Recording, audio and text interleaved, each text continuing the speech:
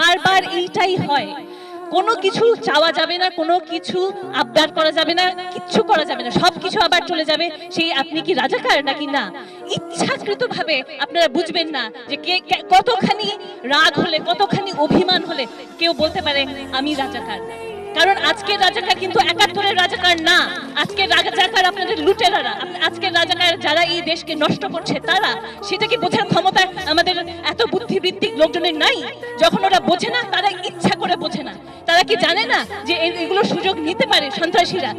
জানে তারা নিতে পারে, তারা চায় সন্ত্রাসীরা এইসব সুযোগ নিয়ে তাদেরকে কোঅপ্ট করুক, যেন তারা বারবার পারে এরকম একটা ডাইকটমি তৈরি করতে, একটা পোলারাইজেশন তৈরি করতে, এবং এটা দিয়ে তাদের ফায়দা।